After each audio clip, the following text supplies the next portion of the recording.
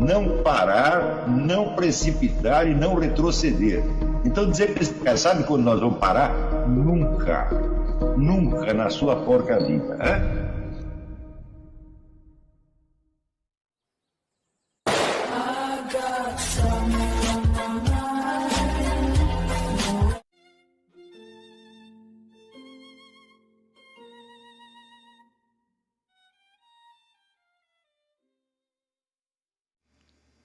E aí pessoal, tranquilo? Então vem aqui antes do vídeo começar, pedir para vocês se inscreverem, quem não for inscrito, compartilhar, curtir, comentar. Quem puder seja membro do canal, que isso ajuda bastante. Tem também o link do Apoia-se. Quem puder ajudar nosso canal e apoiar financeiramente vai ser muito bem-vindo. Mas o mais importante é transmitir o conteúdo e os conhecimentos do professor Olavo de Carvalho para mais e mais brasileiros. Então compartilhe e ajude aí nossa causa. Muito obrigado a todos os membros, apoiadores do canal. Fico muito feliz. Tenho certeza que a gente está no caminho certo. Então fiquem com o vídeo e até mais. Valeu! Todos vocês sabem que há algumas palavras que nós usamos correntemente, ou na língua corrente, ou nas discussões filosóficas, como, por exemplo, absoluto, infinito, totalidade, etc. E sabemos que, tal como a noção de ser, essas noções, todo mundo a reconhece quando a gente fala, você sabe do que nós estamos falando, quando falamos em infinito, por exemplo, ou falamos em onipotência, você sabe do que está falando, mas tão logo você tenta defini-los, você entra em contradições. A própria noção de ser, como nós vimos, é aquela de um objeto de tal modo indeterminado que, em termos do nosso pensamento, ele corresponde exatamente ao nada.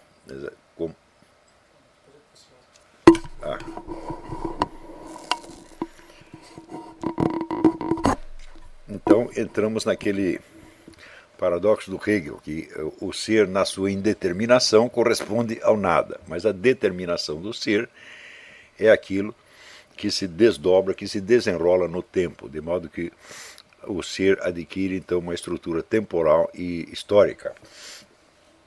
Não é preciso dizer que isso engloba também o aspecto espacial.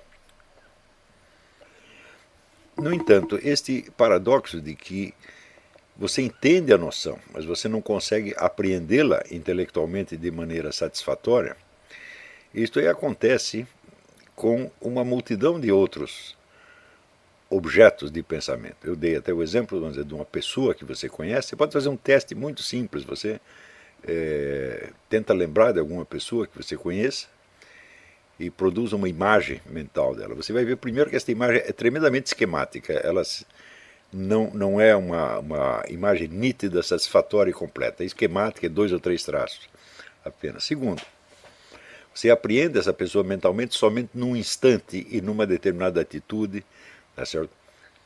De modo que se trata como se fosse uma imagem abstrata, quer dizer, uma imagem separada da totalidade da pessoa. No entanto, o que você conhece não é a imagem da pessoa, você conhece a pessoa concreta. Né? Então, este problema acontece em todo o processo abstrativo. Quer dizer, abstrair significa você separar ou um aspecto da coisa inteira, ou um aspecto de outros aspectos, uma propriedade de outras propriedades e assim por diante. Isso significa que o conceito que você obtém pela abstração, ele significa o ente. Ele não o abrange e não o descreve de maneira alguma. Ele tem para com o ente a relação que um signo tem com o significado.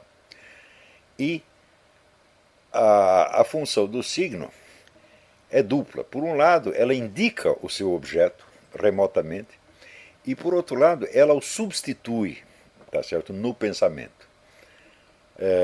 Essa substituição é mais ou menos como, digamos, quando você na entrada de um teatro você deixa os casacos, né, na porta e recebe uma fichinha para cada casaco, tá certo? Então a fichinha significa e substitui o casaco durante um certo tempo, mas não com as funções de casaco, evidentemente. Né? Então, todo pensamento humano se opera somente com base nesses signos. Nós não pensamos coisas. No entanto, nós vimos logo no começo desse curso, você lembra aquele exemplo dos dois baralhos, que você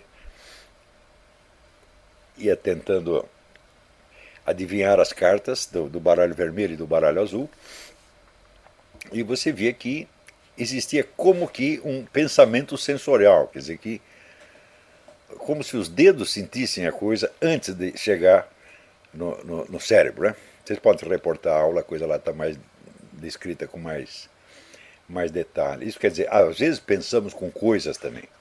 Quando você está, por exemplo,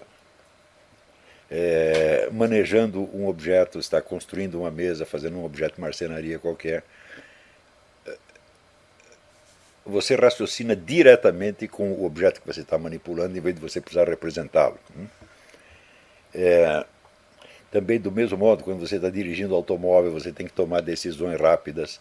Aí vem vindo um carro na sua direita, você ia virar à direita, você vai ter que parar e deixar ele passar, fazer alguma coisa que vai ter que fazer. Então, não dá tempo de você representar a situação. Então, você raciocina diretamente com os próprios objetos, e esse raciocínio é tremendamente mais rápido e tremendamente mais eficaz na maioria dos casos. No entanto, quando nós estamos lidando com objetos que não estão presentes ou que não podem se apresentar no seu todo, tá certo? Nós evidentemente lidamos só com os seus substitutivos, com os signos.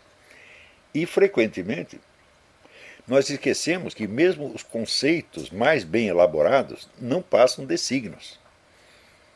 Tá certo? Porque um conceito vai abstrair do seu objeto somente aqueles traços que ele tem em comum com outros objetos da mesma espécie. E isso, evidentemente, não compõe o objeto inteiro. Ele compõe só determinados aspectos que são abstraídos justamente porque eles estão presentes não só neste objeto, mas também, você supõe, em outros objetos da mesma espécie. Então, os conceitos são sempre conceitos de espécies e não de entidades concretas. Né? E aí nós chegamos naquele paradoxo que é o ponto final da filosofia de Aristóteles, que tudo que existe só existe como individualidade concreta. E todo conhecimento que nós temos é só conhecimento da generalidade. Então, Aristóteles nunca resolveu esse problema e ninguém o resolveu até hoje. E, infelizmente, esse problema é constantemente ignorado, porque nós criamos a noção de que, vamos dizer, as ciências nos fornecem uma visão adequada do mundo real. Essa simples expectativa já contém, a meu ver, uma pretensão absolutamente impossível de ser cumprida. Quer dizer, se você, todas as ciências progredirem formidavelmente, chegarem até o seu máximo desenvolvimento possível, ainda assim, só o que cada uma delas terá é um conjunto de esquemas abstrativos sobre determinados aspectos da realidade, tá certo? Esperando-se que outros aspectos sejam abrangidos por outras ciências e outras pelo senso comum, pela percepção direta, etc, etc. Nunca haverá, vamos dizer, uma síntese do conhecimento sobre o real. Todo conhecimento é abstrativo e todo conhecimento consiste apenas de signos. Ora, vejam a diferença que existe entre este conhecimento e aquele que você põe em ação quando toma uma decisão ao estar dirigindo o seu carro. Nos dois casos, trata-se de um raciocínio, mas num caso você está raciocinando diretamente com as coisas, dentro de uma situação presente, e tomando uma decisão que tem que ser estritamente adequada à situação. Se você tentar verbalizar as operações mentais que você fez para tomar essa decisão, você não vai conseguir, porque elas são enormemente complexas. Tá certo? E, no entanto, você consegue exercer esse tipo de raciocínio.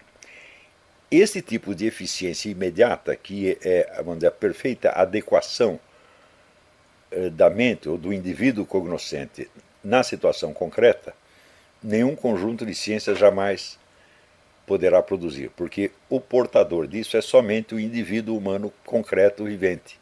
Esse conhecimento não tem como ser codificado. É fácil você ver que a quase totalidade das situações que nós vivemos na vida requer esse tipo de conhecimento, tá certo? Onde não há tempo para você recuar, fazer uma representação mental, em seguida planejar alguma coisa e agir. Então, isso quer dizer que a perfeição desse tipo de conhecimento não pode ser alcançada por nenhuma espécie de conhecimento abstrativo. Tá certo? Por outro lado, também é fato que a simples intuição, define intuição como percepção de presença, percepção de algo que está presente. A simples intuição também não fornece isso. A intuição não fornece, pronto, vamos dizer, o raciocínio, a conclusão sobre o que você tem que fazer para se adequar à situação. Ela simplesmente mostra determinados objetos presentes. Então, nós estamos falando aqui de um tipo de conhecimento que você não pode dizer que se resume nem à intuição e nem à razão, mas que é, de certo modo, a mediação entre as duas, mas executada com tal rapidez que parece uma operação intuitiva, quando na realidade é um raciocínio embutido ali. Se reportem a aula dos baralhos e vocês entenderão claramente o que eu estou falando. Ora, acontece que nos conceitos fundamentais da própria razão nós encontramos o mesmo problema. Por exemplo, assim como a intuição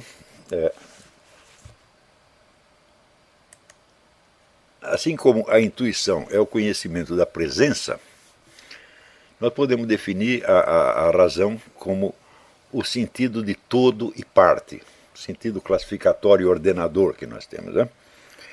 Do qual não podemos confundir jamais a razão na sua totalidade com o puro raciocínio. Quer dizer, o raciocínio é uma espécie de microcosmo ou achatamento da razão ao nível do simples discurso, quer dizer, a cadeia silogística, que desenrola, então, no tempo, embora tenha uma estrutura simultânea.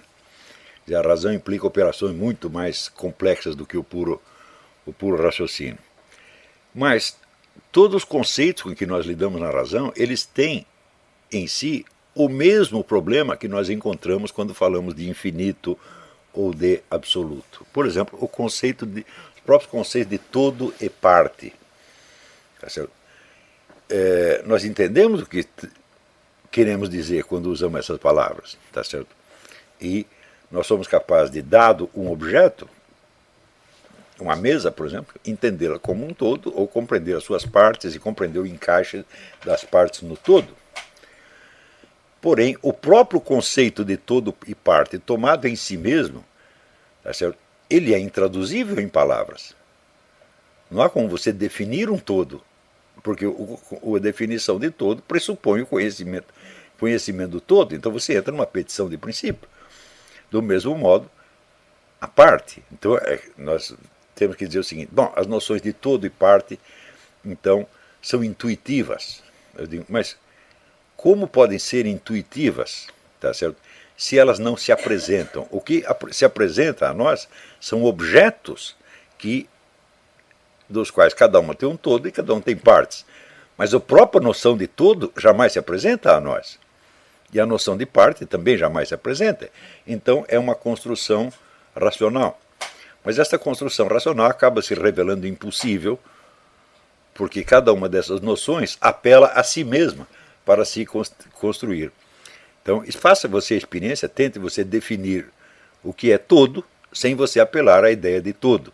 E tente definir o que é parte, sem você apelar à ideia de parte.